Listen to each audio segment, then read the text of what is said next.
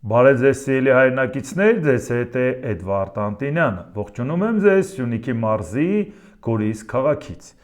Այսօր մայիսի 2-ն է 2026 թվական։ Արդեն ասել եմ, որ գտնվում ենք Սյունիքի մարզում ճանաչողական այցով Հայաստանի Շնորհապետական կուսակցության ակտիվի հետ, կուսակցության նախագահ Գուրգեն Սիմոնյանի գլխավորությամբ տարբեր բնակավայրեր ենք այցելում, ներկայացնում ենք մեր ծրագրերը, լսում ենք իրենց խնդիրները, բավական օգտակար հանդիպում է դա հասարակ ժողովրդի հետ ուղիղ շփվելով, շատ խնդիրներ վերաբերվում է համապետական խնդիրներ են, շատ տեղեր դա անհատական խնդիրներ են, որոնք մարդիկ ուզում են հասկանան, թե ինչ լուծումներ են պատկերացնում, շատերը նաև տեղեկացված են մեր ծրագրերին, նաև պատկերացնում են, ի վերջո մենք ինչ ենք ուզում, որն ենք տեսնում մեր երկրի ապագան։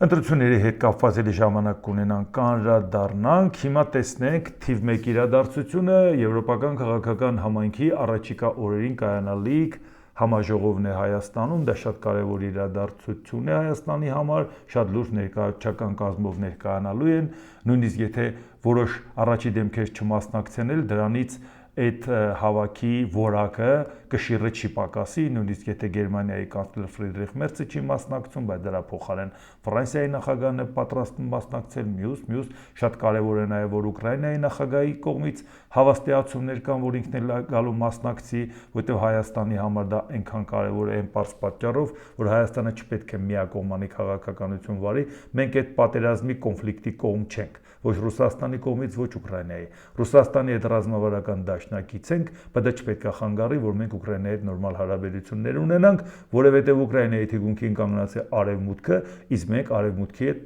պատկերացնում ենք մեզ որպես լավ գործընկեր։ Ինչը պետք է մեզ խանգարի Ուկրաինայի հետ շփմանը, այն դեպքում, երբ որ Ռուսաստանին բացարձակ չէր խանգարում 2022 թվականի փետրվարի 22-ին, այսինքն Ուկրաինայի վրա հարձակվելուց 2 օր առաջ, մի հատ այնպիսի դաշնակցային գործընկերության փաստաթուղթ ստորագրեր Ադրբեջանի հետ ավելի հագեցած, քան այն, որը Հայաստանի հետ ունի կնքված, բայց իրան դա չխանգարեց, չէ՞, իսկ ինչու պետք է մեզ խանգարի։ Այնպես որ շատերը որ կարծում են, վայ, ինչպես կարելի է պատերազմի մեջ են Ռուսաստանի հետ, իսկ ով ասել, որ Ռուսաստանի պատերազմը մեր պատերազմն է, կամ մենք պետք է արդարացնենք Ռուսաստանի պատերազմը։ Ռուսաստանը օկուպացիոն պատերազմ է վարում, մենք դրա ինչը պետք է արդարացնենք։ Մտել է հարևանի տարածք։ Մենք դա արդարացնելով վաղ եթե Հայաստանի տարածք մտնի, ինչ ենք ասելու, ոնց ենք բացատրելու, թե ինչ գործ ունես Հայաստանում։ Ասելու ենք ՄԱԿ-ի կողմից ճանաչված պետություն ենք, ինչ է Ուկրաինան ՄԱԿ-ի կողմից ճանաչված պետություն չի։ Շատ մանրամասն չեմ ուզում խորանալ, ուղղակի ասում եմ, որ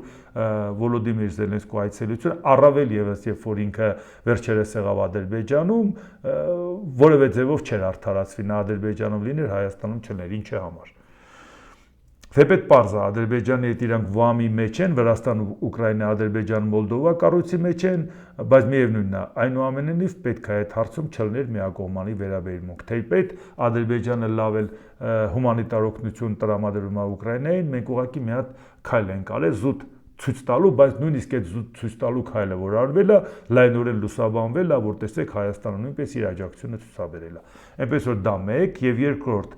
երբ որ Եվրոպական համայնքի հետ կապված այդ ֆորումը թեպետ շատ կարևոր է, բայց չգերագնահատենք, որովհետև շատերը նաև ասում են, տեսեք, եթե մենք եվրոպական ուղին բռնած չլինեինք, բանը Հայաստանում չէր անցկացվի, դա այդպես չի, դա պայմանավորվածության արդյունք էր, 2026 թվին անցնի Հայաստանում, 2028 թվականին Ադրբեջանում։ Այնպես որ հո չեք գտնում, որ բանը Ադրբեջանն էլ է պատրաստում Եվրամիության անդամ դառնալ կամ այդ ուղղությամբ քայլեր անել։ Դրա համար ուզում եմ ասեմ, որ այս հարցում այն ինչ որ տեղի ունենա, դա բավարար է, բայց այո, Արևմուտքը կցանկանա Հայաստանի որպես գործընկեր տեսնել Եվրամիության, բայց դեռ մեր իշխանությունները այդ ուղղությամբ քայլ չեն անելու։ Սա ուղղակի օգտագործելու են նախընտրական շոուի համար, տեսեք մենք Եվրոպայի հետ լավ ենք, բա ուրիշները խոսում են Եվրամիության մասին, տեսեք մեզ ոնց են ընդունում, բայց միևնույնն է, մարդիկ լավ էլ հասկանում են, որ ձեզ կարող է ընդունեն, բայց դուք այդ ճանապարհը չեք ընտրել, որովհետև Ռուսաստանի հետ ձեր հարաբերությունը խորացնելը արդեն Նիկոլ Փաշինյանի բերանից է հնչել, մենք չենք իրան ասում, դու այսպես ես վարվում։ Ինքն է ասել, թե ինչքան է կարևոր Պուտինի հետ հանդիպումը, Միշուստինի հետ վարչապետ հանդիպումը եւ առասարակ Ռուսաստանի հետ հարաբերությունները։ Եվ բացի դրանից է Եվրոպայի մասնակցության եւ ներկայացվածության հետ կապված մի բան է ձեզ ներկայացնեմ, Հայաստանի Եվրամիության դեսպան Հայաստանում Վասիլիս Մարագոս հունիսին կայանալիք խորհրդարանական ընտրությունները կարևոր հանգրվան են եւ իմ ուղերձը Հայաստանի քաղաքացիներին հստակ է։ Այս ընտրությունները ձերն են, Հայաստանի ապագա որոշելու իրավունքը պատկանում է ընտրողներին, ազատ եւ առանց միջամտության, իսկ Եվրոպական միության դերը Հայաստանի իշխանությունների դիմումի հիման վրա աջակցելն է, որպեսզի այդ գործընթացը լիարժեքորեն ապահովվի։ Ինչի է հատուկ ընդգծում է, որ սա ձեր ընտրությունն է, չմտածեք, որ մենք մեր միջամտությամբ ինչ-որ մի ձևով փորձելու ենք ընտրության վրա ազդել։ Դա բացարձակ դրա մասին չի, դիտորդական առաքելության խնդիրները դրա մասին չի, գործնականում մենք աջակցում ենք այն ինստիտուտներին, որոնք ապահովում են ազատ եւ արդար ընտրությունների անցկացումը, սկսած կենտրոնական ընտրական հանձնաժողովից մինչեւ քաղաքացիական հասարակության կազմակերպություններ եւ անկախ մեդիա։ Սա երկարաժամկետ քաղաքացիական առաքելություն է, որը համագործակցում է հաստատությունների հետ եւ չի հանդիսանում ոչ ընտրությունների դիտորդական առաքելություն, ընտրությունների դիտորդական առաքելություն չի, ոչ էլ ընտրական գործընթացի մասնակից։ Մեր աջակցության նպատակը Հայաստանի ինքնիշխանության պաշտպանությունն է, ապահովելու, որ հունիսի 7-ին Հայաստանի ապագան որոշեն բացառապես Հայաստանի քաղաքացիները եւ ոչ ոք այլ։ Միաժամանակ ցանկանում ենք հստակ ընդգծել, որ այս աջակցությունը որևէ կերպ կապված չէ որևէ քաղաքական ուժի կամ թեկնածուի հետ։ Սա հատուկ ասվում է նրա համար, որ մարդիկ ասում են գալիս են, որ Նիկոլ Փաշինյանին օգնեն, Նիկոլ Փաշինյանին աջակցելու հետ կապված ասել է Ադրբեջանը, ասել է Թուրքիան, ասել է Ռուսաստանը, որ տեսել եք իրանց շփումը, ասել է Ամերիկայի Միացյալ Նահանգների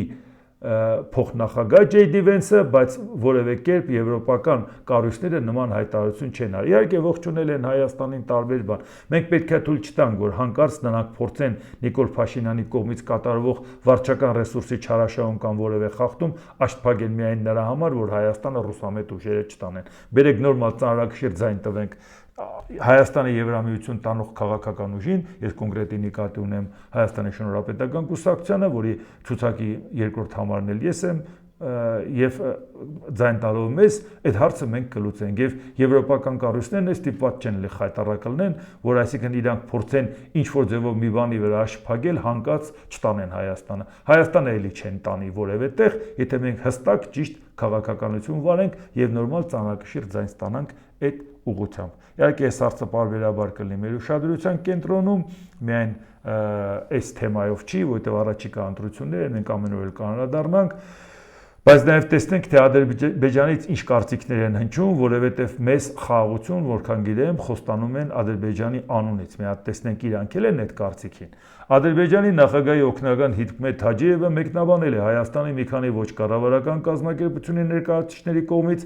Ադրբեջանում պահվող հայ գերիների վերաբերյալ դիմումը Երևանում կայանալիք եվրոպական քաղաքական համայնքի միջոցառումից առաջ։ Այս անձանց հետ կապված հարցը նույնպես քաղաքականացվում է, մինչդեռ այստեղ գործում է օրենքը։ Ադրբեջանի դատական մարմինները համապատասխան որոշումներ են կայացրել այդ անձանց վերաբերյալ օրինական ճանապարհով, որտեղ կա հանցագործություն, կա պատիժ։ Այս ռազմական հանցագործների դեմ ձեռնարկվել են անհրաժեշտ իրավական քայլեր, համաձայն Ադրբեջանի Հանրապետության օրենսդրության, ինչպես նաև միջազգային մարդասիրական իրավունքի սկզբունքների։ Մինչև հաջորդ թեմային անցնելը մի հատ սա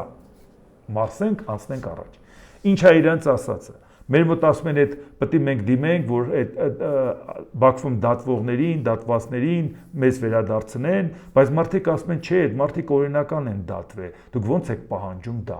Մեր իշխանություններն էլ են ասում, չէ, բանակցում ենք։ Ասում են, ինչ ես բանակցում, սա օրինական են գտնվում։ Իսկ ո՞նց եղավ, որ այդ մարդիկ, որոնք գտնվում են բանտում, օրինական են գտնվում։ Եթե Արցախը թեկուզ չճանաչված, բայց անկախ պետություն էր, արել է իր հանրահավաքը, խորհրդային միության օրենքներով դուսեր եկել։ Այդ ո՞նց եղավ, որ նրանք դառան հանցագործ։ Իհարկե մենք կարող ենք ունենալ մեր որոշակի պրետենզիաները Արցախի իշխանությունների, որոնք որ իրանց կողմից վարած քաղաքականության, Հայաստան եկած Արցախի հայտնի խոպանչիների վարած քաղաքականության արդյունքում եւ համատեղ քաղաքականության արդյունքում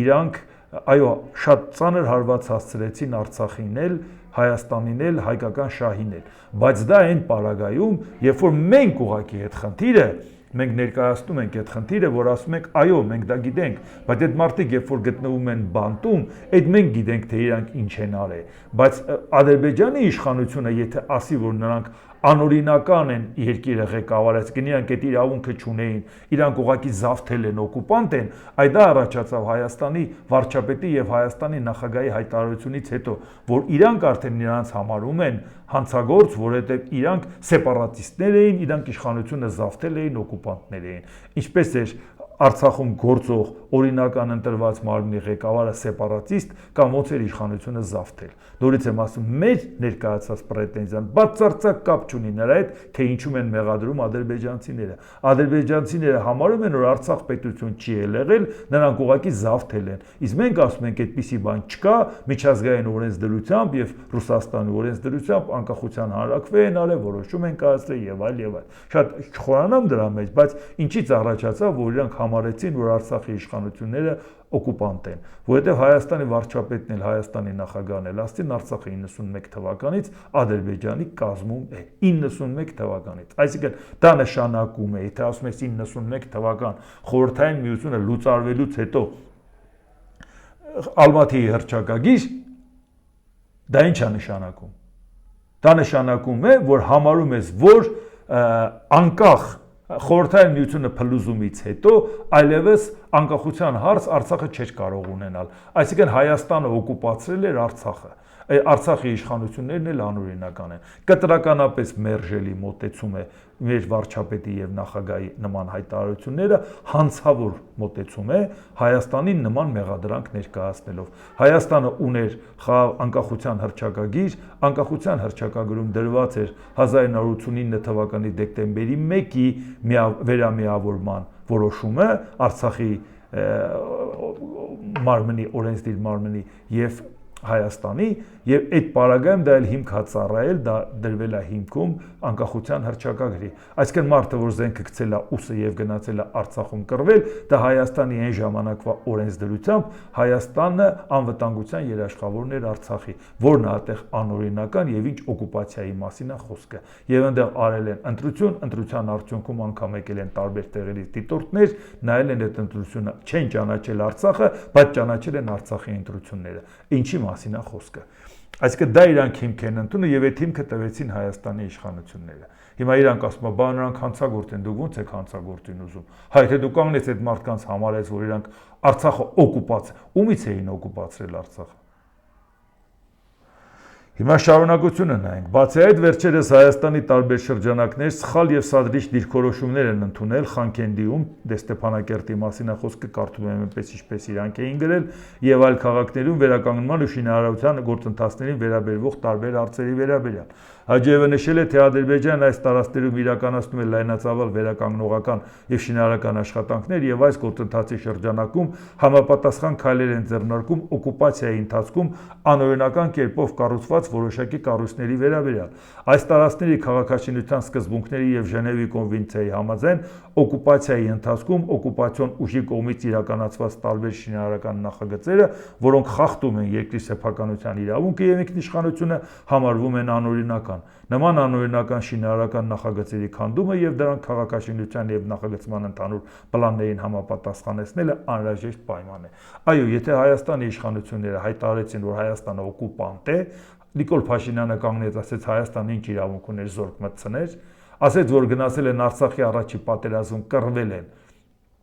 որպեսզի Հայաստանը վերացնեն, այդ սուտ հայրենասերները խորհրդային միության սուտի հայրենասիրությամբ տոգորված, որ գնացին իրանց կռվելու նպատակը նա էր Հայաստանը վերացնել, իդեպ Նիկոլ Փաշինյանի սատարող ուժի ղեկավարել կա եւ մարդիկ էլ կան, որոնք որ Նիկոլ Փաշինյանին սատարում են, բայց անհարմար էլ չեն զգում, որ Նիկոլ Փաշինյանը իրանց հարազատներին օկուպանտ է համարում, սուտի հայրենասեր եւ մարդիկ, որ հատուկ Արցախում կռվում էին, որ Հայաստանը վերացնեն, դե ինչ արած, բիզնես ունեն։ Իսկ բիզնեսին տեր կանգնում է Նիկոլ Փաշինյանը, ոչ թե իրանց հանգուցյալ հարազատը։ Հիմա հանգուցյալ հարազատը իրանց ինչով պետք է օգնի։ Այնա օգնեց բիզնեսները ձեռք բերեցին։ Հիմա արդեն Նիկոլ Փաշինյանին պետք է ծառայեն, որ այդ բիզնեսները կարողանան պահեն։ Էս է վիճակը, ժողովուրդ ջան։ Մեր աչքի առաջ ենք այս ամեն ինչը տեսնում։ Եվ դրա համար, եթե այո, դու կանգնես ասես, որ 91 թվականից Արցախը օկուպացված էր, նրանք էլ ասում են օկուպացման ժամանակվա շինարարությունը պետք է քանդենք։ Արցախը ո՞նց էր 91 թվականից օկուպացված, ով էր օկուպացրել։ Կոսովոն 2008 թվականի փետրվարի 17-ին տեղական ինքնակառավարման ժամանակավոր կառույցներ ընդամենը ինքնակառավարման ժամանակավոր կառույցը հռչակել էր անկախություն, դա բավարար էր, որ միջազգային դատարանը Հագայի որոշում կայացներ, որ դա չի հակասում միջազգային օրենսդրությանը։ Եթե նույնիսկ ինքը ՄԱԿ-ի անդամ չի, դա ռեապա միայն մի պատճառով, որ ՄԱԿ-ի անվտանգության խորհրդի երկու անդամ, մշտական անդամ, Ռուսաստանը եւ Չինաստանը չեն ճանաչել, բայց 100-ից ավել պետություն է ճանաչել։ Որևէ մեկը կարող է ասի Կոսովոյի իշխանությունը, որ հիմա եկեղեցի կառուցի, այդ տարածքում դա օկուպացիոն ռեժիմ է եւ եկեղեցի է կառուցում, որը ենթակա է քանդման, մենք դա մեր իշխանությունները դա վերցրեցին մեր, այդ դա է հենց պատճառ հանդիսանում, որ ասում են դե այդքան էլ Ադրբեջանի տարածքը օգտագործել եք, պետքա 150 միլիարդ դուք գանք վճարեք եւ այլ եւ այլ։ Դուք մեր տարածքն եք օկուպացրել, մենք էլ մտել ենք ձեր տարածքն ենք օկուպացնում։ Դուք 30 տարի մերն եք օկուպացրել, մենք էլ մտել ենք ջերմուկ դիրքերն ենք վերցրել, բա դուք եթե մենք արդարացնենք, որ մենք օկուպանտ ենք, իրանք էլ արդարացնում են դրանով։ Հենց սա է հարցը, որ կտրականապես մերժելի է այս ամեն ինչ։ Անկախ նայած Արցախի հետ կապված հարցը հետագայում մի զարգացում կունենա, չի կարելի հանդուրժել նման բան, որպեսզի Ադրբեջանին տալ հիմք, որ ինքը կարծի, որ ինքը լրիվ օրինական հիմքով է այդ մարդկանց դատում կամ լրիվ օրինական հիմքով է քանդում մեր հուշարձանները։ Մի բան էլ ընտրությունների հետ կապված ասեմ ու անցնենք առաջ ահագին թեմաներ ունենք։ Ուրեմն շատ է լինում, այսպես են ասում, հա դուք ասում եք լավ բան եք ասում, մենք ընդունում ենք, ասում եք Հայաստանի ապագան Եվրամիություն, ինչ Թուրքիա, ինչ Ռուսաստան,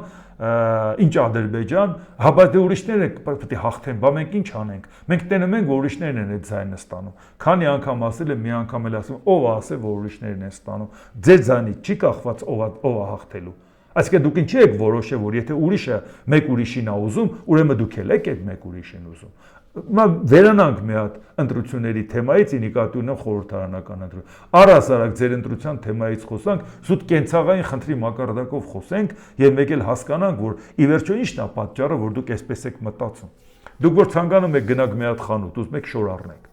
Ուզում եք մի հատ, նենց ընդհանրական ասեմ, եվրոպական կամ ամերիկյան, դրա փոխարեն ասենք հավաքական արևմտյան որևէ ֆիրմայի, որևէ բրենդի հագուստ եք ցանկանում առնել։ Որ դուք մտնեք խանութ եւ տեսնեք, որ այդ խանութում վաճառողը, մենեջերը, խանութի տնօրենը, լեղապատար, սենց վերցրած ինչ-որ շորեր, աժոտաժ են առաջացրել, ասում են ժողովուրդ նայեք ինչ գեղեցիկ շորեր է այս շորերը, սա առեք, այս թուրքականն է, Ստամբուլի շուկայում բոլորը այս շորերն են հագնում, բա Ադրբեջանի շուկաներում բոլորը այդ շորերն են հագնում, լա տեսեք ինչ ծաղիկներ ա վրեն, լա տեսեք ինչ անճաշակ գույներ ա վրեն, այս ձևի է ձեզ պետք է չոր, եւ իրանք գովազդում են այդ շորերը, մի հատ էլ որպեսի ձեզ համոզեն, ասում են մի հատ էլ մուղամ միացրեք, դրա տակ այս շորերը փորձեք, մեկն էլ ասում եմ ռուսական մի հատ շոր կա, գիտեք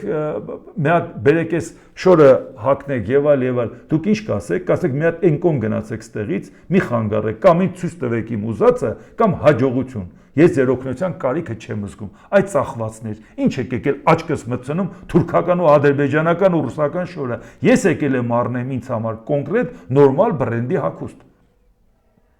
Նույնիսկ եթե ձեզ դա չմատուցեն, կամ դուք կգնաք, ման կգաք, ձեր ուզածը կգտնեք։ Եթե նույնիսկ չիմանաք որն է ձեր ուզածը, ման կգաք, ու կգտնեք, այն դեպքում երբ որ այդ շորը կարող է մի քանի անգամ հագնեք, մի քանի անգամից հետո ասեք լավ, շատ հագանքել չենք ուզում։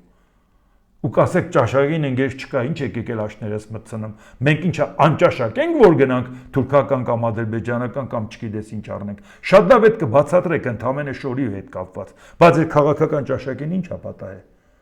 Որ Թուրքիա, Ադրբեջան ու Ռուսաստան եք ընտրում։ Ինչա ուրիշներն ընտրում են։ Դուք չեք տեսնում ոնց են ձեր աչքը մտցնում։ Չեն տեսնում ոնց են ագրեսիվ ձևով բացատրում Թուրքիայի, Ադրբեջանի եւ Ռուսաստանի առավելությունը։ Եթե դուք նույն բանն անեին շորի վրա, հրաշալի կհասկանայիք եւ հաստատ չէի կառնի։ Եվ կասեք, լայս հիմարներին նայի, ինձ են ուզում խափեն։ Բա ինչի նույն բանը չեք պատկերացնում ընտրությունների հետ կապված, որ ձեր գլխին այդ նույն բանն են անում։ Ողողել են իրանցով լցրել են ամեն ինչ։ Աշներդ են մտցնում էսա, բայց դուք եթե նույն բանը անեն շորի հետ կապված կնեղանայիք եւ նրանցին դու դա հաստատ չէիք առնի։ Հաստատ չէիք էլ ուզենա երեսին նայեիք։ Բան չէ ուրիշ հարցում ուրիշ ձևի մտածում։ Դրա համար իմ առաջարկությունը նա է, այո, մենք ներկայացրել ենք Հայաստանի շնորհապետական կուսակցությունը իր ծրագրերը, ասելա որ մենք գնում ենք այս ճանապարհով, դա ընդհանրապես մի խնդիր է, որը մենք ասում ենք Հայաստանի ապագան տեսնում ենք եվրոպական ընտանիքում, բայց դա մի խնդիր չի Իրանով, դա որոշում է, քաղաքական որոշում, որի պարագայում, եթե դու նման որոշում ես կայացնում, դա նշանակում է վերաբերում է տնտեսական, սոցիալական, իրավական, ժողովրդավարություն, մարդու իրավունքներ, ամեն քո հաջորդ օրը մի քայլ առաջ ես, ամեն քանի տարի հետո կհասնես, դա կապ չունի, բայց ամեն հաջորդ օրը մի քայլ առաջ ես։ Երբ որ Նիկոլ Փաշինյանն ասում է, որ մենք կգանք եվրոպական մակարդակին կհասնենք, նոր կորոշենք գնանք, թե չէ, ասում ենք, երբ որ դու առավոտից Իրիկու Պուտինի գովքն ես անում ու ուզում ես Շանհայ գնաս, դու չես հասնի այդ ճամփաբաժանին, որ գնաս մակարդակը եվրոպական ընտանիքի դառնա Պուտինի ու Լուկաշենկոյի հետ աշխատելով։ Եվ այդ պարագայում մենք ենք իրականում ասում, եթե մենք իրական ճանապարհ ընտրենք, այդ իրական ճանապարհը ամեն հաջորդ օրը մի քայլ առաջ կլինենք։ Դրա համար գնացեք եւ ձայները տվեք ձեր Հայաստանի շնորհապետական կուսակցությանը եւ քանի որ հաշվի առնելով տեսնում եք ինչ ագրեսիվ քարոզչություն են իրանք տանում, թե իշխանությունները, թե ռուսամետ ընդդիմությունը, տեսնում եք ինչ ֆանտաստիկ փողեր ծախսելով լցրել են ամբողջ երկիրը իրանց նկարներով եւ համացանցներ լցրել են իրանց ոչինչ չասող մտքերով, այդ պարագայում դրա համար հաշվի առնելով նաեւ եթե հավանում եք սեղ մեկ լայք կոճակը, բաժանորդագրվեք Էդվարդ Տանտինյան YouTube-յան ալիքին, սեղ մեկ զանգակ կոճակը, գրեք մեկնաբանություններ, գրեք հարցեր, մաքսիմալ տարածեք ձեր մոդիկների միջոցով, ներկայացրեք, ասեք, թող մտնեն, նայեն, կարդան, պատկերացում կազմեն, նրանք ովքեր ցանկություն կունենան ֆինանսական աջակցություններ մեր կայքին կարող են մտնել նյութի նկարագրական մասում հնարավոր բոլոր տարբերակները կա, բանկային փոխանցում, քարտային, արագ փոխանցում, իդրամի տարբերակ, PayPal տարբերակ, Patreon տարբերակ, բայց բացի դրանից մի շատ ժամանակ չի մնացել, անպայման բաժանորդագրվեք Գուրգեն Սիմոնյանի YouTube-յան ալիքին, բաժանորդագրվեք իր Facebook-յան էջին, որովհետև ընդեղ էլ բավական ակտիվ ինքը պարբերաբար նյութեր է տեղադրում, կազմակերպական հարցերում շատ բաներով կարող եք օգտակար լինել, մենք գալիս ենք մարզային այցելությունների, շատերը մոտենում են, ասում են, նախապես էին իրանք դիմել, ասել էին տվեք բուկլետներ, ֆլայերներ, մենք բաժանենք, մարդիկ մինչև ձեր գալը պատկերացում ունենան ում մասին է խոսքը, այդ կազմակերպական հարցերում էլ դուք կարող եք օգտակար լինել, բացի նրանից նրանք ովքեր ցանկություն են ունենում ֆինանսական մասնակցությունն աջակցություն, դա շատ կարևոր է, տեսնում եք ինչ են անում ամբողջ ֆանտաստիկ փողեր են ծախսում, բայց մի հատ պլակատ միտեղ կպցրացրի, կասեն բայ այդ փողը որտեղից։ Այդ փողը ձեզանից ժողովուրդ ջան։ Մենք այո դուք դրանով նաև օգնում եք, որ մեզ առավոտից իրիկու չմեղադրեն, թե վերջապես դա որտեղից։ Դա ձեր միջոցով է այդ ամեն ինչը տեղի ունենում։ Ի վերջո սա մեր ծրագիրն է, սա ձեր ծրագիրն է, սա ձեր երեխաների ապագայի ծրագիրն է։ Ու ոչ մի պարագայում ձեզանից ստացած ձայները մենք որևէ մեկին չենք միանալու, ոչ նրանց, ոչ էլ նրանց։ Դա ամեն անգամ պարտավոր եմ ասել ստիպված եմ ասել, որովհետև ամեն անգամ ինձ գրում են, ասում են, խնդրում ենք ամեն անգամ ասեք, որովհետև մեկ է տեսնում եք, մեկն ասում է, բայ այսօր չասեց, կարող է փոշմանել է։ Ժողովուրդ ջան, դա արդեն որոշած է, համագումարով որոշած է, ինչի մասին է խոսքը։ Դա ո մեկի ցանկությունը կամ կմահաճույքը չի։ Դե այսպես, անցնենք առաջ, այս խոսեցինք, հիմա նայենք ԱՄՆ նախագահ Դոնալդ Թրամփ, շատ կարևոր է Իրանի հետ կապված, ժողովուրդ ջան, ամեն օր ենք խոսում, բայց հարցը առաջանում, եթե ամեն օր ամբողջ աշխարհը դրանով խառնված չլներ, մենք ամեն օր ինչի պիտի խոսայինք, բայց նյութերը որտեղից եմ կարդում, որ ես չեմ հորինում, բայց կոնկրետ ասում եմ սկզբն աղբյուրը, չէ, որ այս բանն է ասվում, դա նշանակում է, որ մարդիկ այդքան կարևորում են իրանական պատերազմը, դրանով կարևոր է ինչ կլինի տարածաշրջանի վիճակը, ինչ կլինի նաև մեր վիճակը, ինչ կլինի աշխարհի վիճակը, եւ շատ կարևոր է, որ մենք տիրապետենք դրան։ ԱՄՆ նախագահ Դոնալդ Թրամփ, Իրանն աշխարհի միակ երկիրն է, որտեղ ոչ ոք չի ուզում առաջնորդ դառնալ։ Ով է Իրան ասել, եթե ոչ մեկին չի գտնում, որ իմանա ինչա կատարվում։ Որտեղից Իրան նման կարծիք։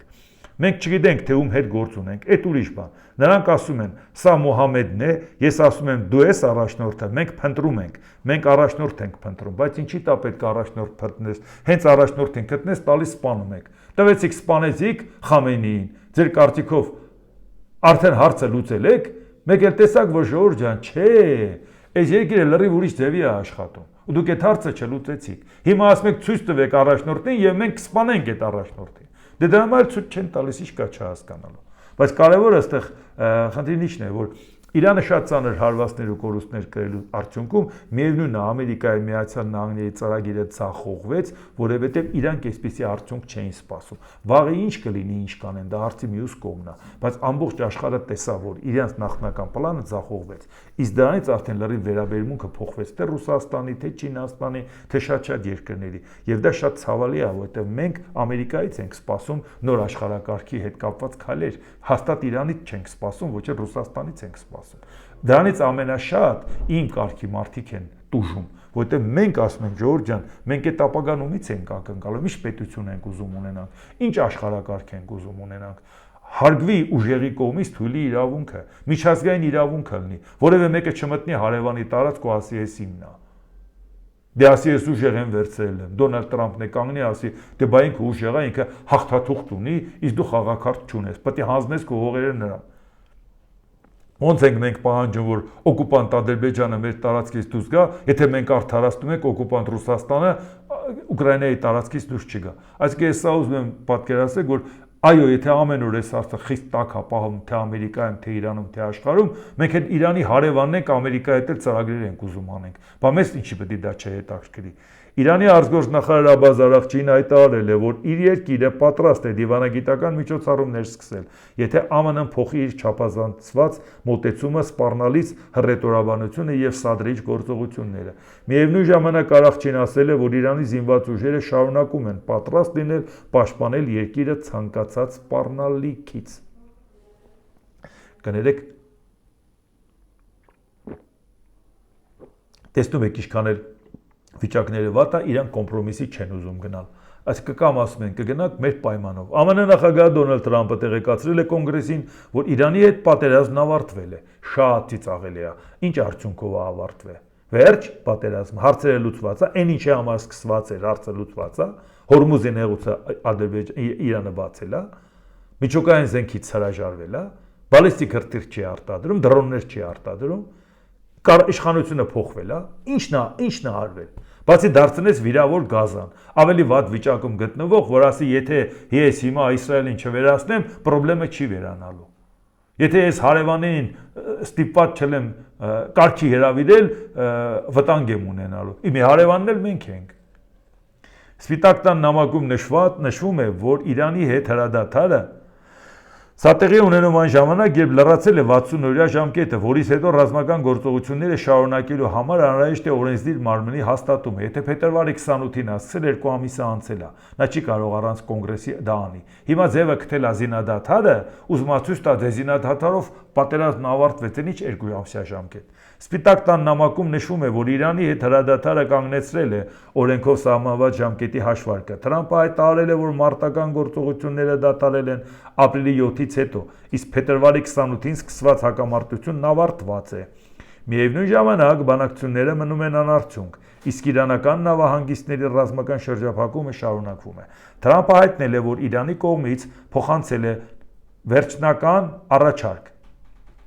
սակայն կասկած է հայտնել համաձայնության հասնելու հարցում։ ԱՄՆ պաշտպանության նախարար Փիթ Հեքսեթը նշել է, որ հրադադարը թույլ է տալիս ժամանակավորապես կասեցնել 60-օրյա սահմանափակման կիրառությունը։ Իհարկե սա շատ պրիմիտիվ բացատրություն է, դա այդպես չի, պատերազմը ավարտված է, թե ավարտված չէ։ Եթե պատերազմը ավարտված է, մարդիկ ասում են ցույց տուր արդյունքը։ Եթե պատերազմը ավարտված չէ, դու ասում ես, եթե բանակցություն չկնքվի, խաղաղության պայմանագիր չկնքվի, մենք պետք է նորից հարձակվենք, դա նշանակում է պատերազմը ավարտված չի։ 1973 թվականի օրենքի համաձայն նախագահը պարտավոր է 60 օրվա ընթացքում դուրս բերել զորքերը կոնգրեսի հաստատման բացակայության դեպքում։ Այսինքն զորքերը դուրս բերելու մասին է, զորքերը ինքը կուտակումներն ավելացրել է տարածաշրջանում։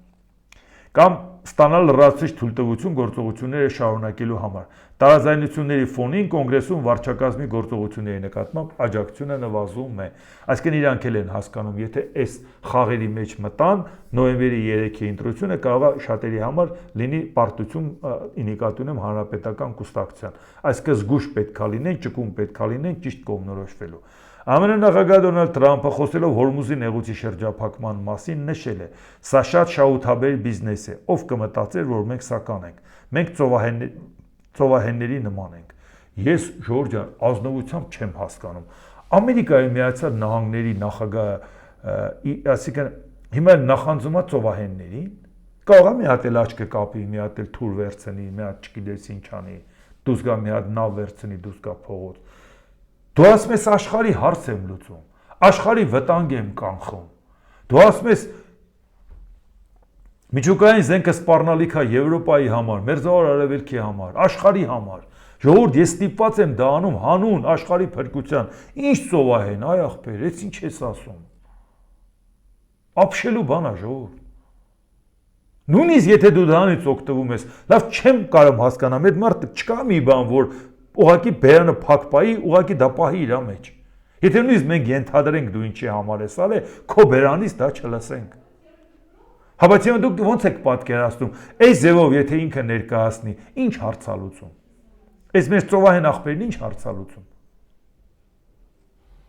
Իրանի արտգործնախարարության պաշտոնական ներկայացուցիչ Էսմայիլ Բաղայի կասկածից վեր է, որ ԱՄՆ վարչակազմի Իրանի դեմ ընտրության պատերազմը ագրեսիայի ակնհայտ չսադրված գործողություն էր։ Ամերիկյան հասարակությունն ունի ինչպես անվիճելի իրավունք, այնպես էլ սուրբ պարտք իր կառավարող իշխանություններից պատասխանատվություն պահանջելու Իրանի ժողովրդի դեմ այս անօրինական պատերազմը վարելու եւ պատերազմի ընթացքում կատարված բոլոր վայրագությունների համար։ Ինչպես Ամերիկայի Միացյալ Նահանգների նախագահը եւ Իսրայելի վարչապետը դիմում են իրանցի ժողովրդին եւ ասում են ոտի կանգնեք, ձեր համար եք անում, մենք ձեր համար ենք պայքարում, հիմա էլ հակադարձում են Իրանից, որ ժողովուրդ Ամերիկայի Միացյալ Նահանգները այս պատերազմի իրավունք չուներ, դուք վերաբերմունք արտահայտեք։ Իհարկե այդ վերաբերմունքը այսօր չեն արտահայտի, չնայած դուք տեսել եք, որ Դոնալդ Տրամփի դեմ ինչպիսի ցույցեր են լինում, բավական բազմամարդ եւ ամբողջ երկրով տարբեր տեղերով միաժամանակ, բայց այնուամենայնիվ խնդիրն այն է, որ ցանկանում են, որպեսզի ժողովուրդը վերաբերմունք արտահայտի, ժողովուրդը իր վերաբերմունքը կարտահայտի նոյեմբերի 3-ի ընտրություններով, որ ամբողջական ընտրությունն է կոնգրեսին, ստորեն պալատի 2 տարին մեկ ալնում եւ սենատի 1/3-ով ռոտացիան։ Այսինքն այդ վերաբերմունքը ավելի լավ է իրանցիները սպասեն դրանից, բայց պատերազմը ավելի շուտ են փորձում հարցը լուծել մինչև նոյեմբեր չձգել։ Իրանի ռազմական շտաբի փոխղեկավար Մոհամմադ Ջաֆար Ասադի ինչ է ասում։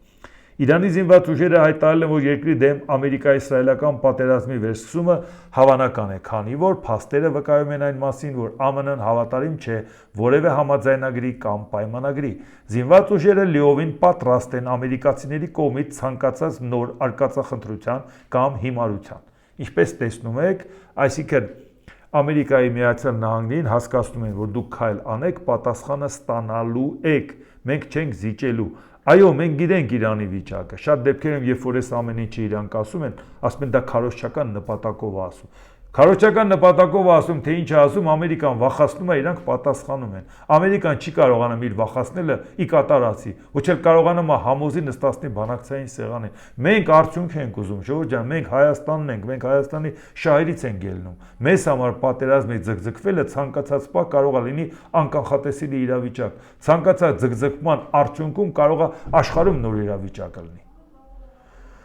Դոնալդ Տրամփը պլանավորում է Իրանի հետ հակամարտության ավարտից հետո նավատորմ ուղարկել Կուբա։ Դե այս մեկը պրծավ անցավ այն մյուսին։ Կուբան մի վայր է, որը մենք գրեթե անմիջապես կգրավենք։ Կուբան մեծ դժվարությունների մեջ է։ Նախ մենք կավարտենք մեկ աշխատանք։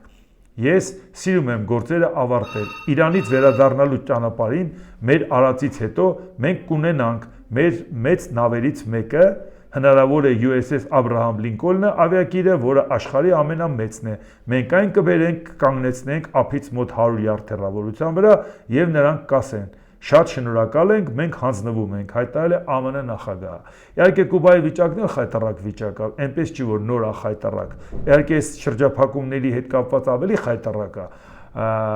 բայց Կուբայի վիճակը վատա 59 թվականի հեղափոխությունից հետո սկսած։ Բայց այս պարագայում, երբ որ ինքը մտածում է 100 յարդ հեռավորության վրա նավերը կկանգնացնենք, իրանք է շնորհակալություն կհայտնեն ու կհանձնվեն, որքան մենք հիշում ենք, այսպիսի մի հատ պատկերացում էլ Իրանի հետ կապված ուներ, այսօր հարվածում ենք, երեկոյան զենքը վայր են դնում։ Դոնալդ Տրամփը ինքն էլ ասեց, երեկոյան զենքը վայր դրեք, ամեն ինչ նորմալ կլինի, չէ, ձեզ կոչնչացնենք։ Բայց դրանից հետո ոնց որ թե չոչնչացրեցին։ Հիմա եթե ինքը նոր թեմա է գտել, այդ իր խնդիրն է, բան չունեմ ասելու, բայց ամեն դեպքում մտածենք, որ ամեն նոր նման հարց անելու հետ կապված ի վերջո հակառակորդներ է ձեռք բերում թե Լատինական Ամերիկայում, իսկ Լատինական Ամերիկայից շատ-շատերն են ապրում Ամերիկայի Միացյալ Նահանգներում, պարտադիր չի իրանք իրանց պատմական հայրենիք շուտ-շուտ գնան ու գան, կարող է շատերը հաճախ չեն գնում, բայց իրանք պատմական հայրենիքի հետ կապված էմոցիաներ ունեն։ Ցանկացած դեպքում իրանց պատմական հայրենիքի նկատմամբ որևէ քայլ այդ ընտրողը գնալու է ջնջի Դոնալդ Տրամփի թիմակիցներին։ Այդ էլ պետք է ինքը հաշվի առնի։ Աֆրոամերիկացիներին կապիկի ձևով Օբամայի նկարն է դնում իր էջում, պատկերացեք թե մարդկանց նկատմամբ ինչ վերաբերմունք։ Նայում ենք Լատինական Ամերիկայի մարդկանց նկատմամբ ինչ ձևի, հետո եվրոպական երկրներից նեղանում է, ինչքան Եվրոպայից մարդիկ կան, որոնք գտնվում են Միացյալ Նահանգներում։ Այնպես որ ուզում եմ ասեմ, դա հաստատ չի բխում իրանց շահերից։ Դոնալդ Տրամփ. Ես դժգոհ եմ Իտալիայից, դժգոհ եմ Իսպանիայից, նրանք համարում են, որ Իրանը կարող է միջուկային զենք ունենալ։ Ավելի վաղ Տրամփն ասել էր, որ ԱՄՆ գուցե կրճատի իր ռազմական ներկայությունը Իտալիայում եւ Իսպանիայում։ Ինչու՞ մենակ բանակցություն ավարան, որ Գերմանիայում էլ կրճատի, չնայած դրանից Գերմանիան օգտվելու է։ Կապ չունի, որ Լեհաստանի վարչապետն ասպանդա կլինի կատաստրոֆա, որ Ամերիկան զոր կհանի, հետ չենք ուզենա, որ Ամերիկան Եվրոպայից դուրս գա, բայց եւ միևնույն ժամանակ դա կատաստրոֆա չի լինի։ Շատ ցավալի կլինի, եթե Եվրոպայի եւ Միացյալ Նահանգների միջև հակասություն լինեն, բայց դրա լուծումը այնուամենայնիվ կգտնվի, որովհետեւ Դոնալդ Տրամփը չի կարող տանել այդպիսի պառակտման։ Մենակ ինքը ում դեմ է պայքարելու՝ Ռուսաստան, Չինաստան, Իրան, մեկ է Եվրոպան էլ Իրան դեմ, ու մեկ է Լատինական Ամերիկա, մեկ է Կանադային նեղացրած։ Լուրջ չէ՞ էլի ժողովուրդ ջան։ ԱՄՆ նախագահ Դոնալդ Տրամփ. Իրանն ուզում է գործարք կնքել, բայց նրանց առաջարկներից գոհ չեմ։ Իրանը պահանջում է բաներ, որոնց ես չեմ կարող համաձայնել։ Բայց պատկերացնում եք ինչ պահանջում է Իրանը։ Ժողովուրդ, բա այդ կործանված վերացած իշխանություն չունեցող Իրանն է պահանջում։ Ասում են Իրանը ոչ մեկ է չի ուզում իշխանության գա, մարդ չկա, որի հետ կարողանանք բանակցել։ Բա ով է քեզանից պահանջում։ Իրանից ով է զանգում քեզանից բան, Ամերիկայի նախագահից ով է բան պահանջում։ Այս մարդը իր ասածը երկու տարբեր ասած բաներ իրար կողք չի դնում, մենակ մենք ենք իրար կողք դնում իր ասածները։ Տրամփը կարծում է, որ Իրանը կարող է երբեք չհամաձայնվել Վաշինգտոնի պահանջների հետ բանակցությունների ընթացքում։ Նա նշել է, որ կնախընտրեր չվերսկսել Իրանի վրա հարվածները։ Իրանի վրա հարվածները չես էլ կարող սկսես կոնգրեսը դեմ տալու, ասելով չես անելու։ Տրամփը հավելել է, որ երկու երկրների ներկայացուցիչների միջև հեռախոսային շփումները շարունակվում են։ Իրանի ղեկավարությունը շատ պառակտված է, այնտեղ կա 2-3-4 խմբավորում, կոշտ գծի կողմնակիցները նույնպես ցանկանում են գործարք կնքել, նրանք ոչինչ չունեն։ Լավ այդ ոչինչ չունեցողները ընդհանրեն երկու նախադասության վերև ասում են, որ իրանք ինձանից բան են պահանջում։ Բա ով է պահանջում։ Այս պառակտված թևերից ո՞ր թևերն է պահանջում։ Տրամփը վստահեցել է, որ ԱՄՆ-ն ունի զենքի կրկնակի ավելի պաշար, քան ուներ Իրանի դեմ պատերազմի սկզբում։ Այլ ապրանքների գները զգալիորեն նվազել են, բայց բենզինը թանկ է, սակայն երբ այս ամենն ավարտվի, կլինի աշխարհ առանց միջուկային զենքի, ինչպես Իրանում, հավելել է Տրամփը։ Իհարկե մենք հասկանում ենք, որ սա նաև փորձում է արդարացնի այդ պատերազմը, բայց հասկացանք, որ ինքը արդեն ծովահենների ճակատագիրը փառքը իրան հանգիստ չի տալիս, էլի։ Եվ հիմա էլ Եվրամիության հետ ինքը խնդիրներ է պատկերացնում, ես Եվրամիության ավտոմեքենաների եւ բեռնատարների մաքսատուրքերը կբարձրացնեմ մինչեւ 25%, առևտրային համաձայնագրերի պահանջները չկատարելու պատճառով, եթե արտադրությունը տեղի ունենա ԱՄՆ-ում, մաքսատուրք չի լինի։ ԱՄՆ-ում արդեն կառուցվում են գործարաններ, որոնց ներդրումները գերազանցում են $100 միլիարդ։ Իհարկե, այսպես կասի, հետո մաքսատուրքը կհանի, այդ ընթացքում որոշ ընկերություններ կմտածեն, ինչ լավ է, դրսից ապրանք չի գալու, մենք կանենք, հետո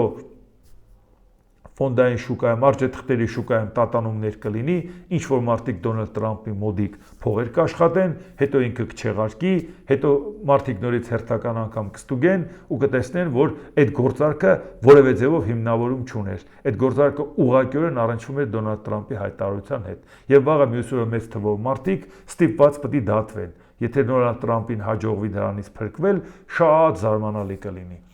Եվ դրա համար հիմա եթե ժամանակ ունենք մի հատ բան ուղղակի արագ ասեմ, այսօր շատ դեպքերում շատ է խոսում նրա մասին, որ տեսեք Սերժ Սարգսյանը ընտրություններին չի մասնակցել, բայց ինքը ուրիշների դեմքով լավ էլ մասնակցում է։ Դրա համար մի բան ուղղակի հիշեցնեմ 2014 թվականի մայիսին որովհետև սրանք այս թեմաներին ուղղակիորեն առնչվում են։ Ինչից եկանք հասանք այսօրվան։ Բացահայտված Սերժ Սարգսյանի բացահայտումների սնանկությունը։ Վերջերս հայ-թուրքական արձանագրությունների հետ կապված Սերժ Սարգսյանը պարզաբանումներ ներկայացրեց այն մասին, թե իբր այսքան տարվա դիվանագիտական կորուստները ոչ միայն կոմպենսացվեցին, այլ մի բան էլ շահած դուրս եկան, քանի որ աշխարհը տեսավ, թե Թուրքիան ինչպիսի ապակառուցողական քաղաքականություն է վարում ի հակադրություն Հայաստանի նախաձեռնողականության։ Դե նախաստորագրվեց, հետո Թուրքիան չվավերացրեց, չէ՞։ Կյանքը ցույց տվեց, որ Սերժ Սարգսյանի այսպես կոչված նախաձեռնողականությունը եւ ֆուտբոլային դիվանագիտության արդյունք հանդիսացող հայ-թուրքական արձանագրությունը ապագա չունեն եւ չէին էլ կարող ունենալ։ Մարդիկ, որ բացատրում էին, դա էին բացատրում, բայց ինքը ասում էր, չէ, պետք է անենք, հենց չեղավ, ասում է, այդ տեսեք ինչի համար ենք անում։ Սա Սերժ Սարգսյանն իր սխալը ճշտի տեղ անցկացնելու սովորությունից դրդված, հիմա էլ զբաղված է արտաքին քաղաքական խաբարբզիկությամբ։ Թե տեսեք մեր այն հարևանը, որի հետ ունենք չկարգավորված լուրջ խնդիրներ, ու որի հետ չունենք դիվանագիտական հարաբերություններ, ունենք փակ սահմաններ եւ ուզում ենք այս ամենը կարգավորվի, բայց հայտարարում ենք իլուր աշխարհի, որ մեր հարևանը ապակառուցողական քաղաքականություն է վարում։ Ճանաչեք նրան։ Սա առնվազն դիվանագիտական մանկամտություն է, քանզի աշխարհը վաղուց է ճանաչում Թուրքիային, ու Սարգսյանը լրացուցիչ բացատրությունների կարիքը չունի։ Մանավանդ որ Հայաստանին հիմա հայտնի պատճառներով աշխարհաքաղաքական ոչ մի կենտրոն չեն լսում։ Բայց Սերժ Սարգսյանը հավատարիմ մնալով իր բազմավեկտոր նախաձեռնողականությանը այժմ էլ կարող է դիմել արաբական պետությունների լիգային անդամագրվելու հարցով։ Կմերժեն, հոգ չէ։ Մենք էլ կհայտարարենք, որ նրանց ապակառուցողական վերաբերմունքի մասին ու անմիջապես կդիմենք աֆրիկյան տնտեսական համագործակցությանը։ Թող փորձեն մերժել, չէ՞ որ մեր երկրի թե ժողովրդավարության մակարդակը, թե տնտեսական վիճակը մեզ լիովին հասցրել է միջին վիճակագրական աֆրիկական պետության մակարդակի, ու բացի այդ մեզ Ռուսաստանում դեռ մինչև հիմա սև են ասում։ Իսկ որ աֆրիկացիներն էլ մերժեն, շատ եմ խնդրում Սերժ Սարգսյանին, որ հանկարծ չդիմի Օբամային ու Պուտինին եռամիություն ստեղծելու առաջարկով, որպեսզի երեքով աշխարհում կարգուկանոն հաստատեն։ Դե կարևորը մենք ենք ու Ամերիկան, մի քիչ էլ Ավստրիան, հա, չմոռանամ, համ էլ Ռուսաստանը։ Իսկ եթե Պուտինն ու Օբաման էլ մերժեն Սարգսյանի առաջարկները, ապա այլևս նախաձեռնողականության տեղ չի մնա։ Իսկ եթե ավելի լուրջ, ապա անհասկանալի է, թե ինչ է ուզում անել Սարգսյանը։ Նրա կերպարը եւ վարած քաղաքականությունն ամբողջ աշխարհի համար վաղուց բացահայտված է։ Հիմա ինքնում է ուզում աշխարհի աչքում բացահայտել։ Այո, սա էր, սիրելի հայրենակիցներ, որ շատ դեպքերում, երբ որ սրբագրում են իրանց անցյալը, հիշացնում ենք այն, ինչ որ Մարկ Ցուկերբերգը հիշացնում է, մենք են ինչ որ բան մոռացած ենք ելնում։ Ասում է, էս են այդ մարդիկ, ովքեր քաղաքականություն են վարել, արտաքին քաղաքականության ձախողված նախաձեռնողականություն։ Հիմա փոխանակ մենք այս սխալներն ասենք, իրանք փորձում են ասել, հիմա սխալ է, մենք ճիշտ էինք։ Դուք էլ եք սխալ, իրանք էլ են սխալ։ Դե ինչ, այսօր այսքանը, դիտեք եւ դատեք ինքներդ։ Շնորհակալություն։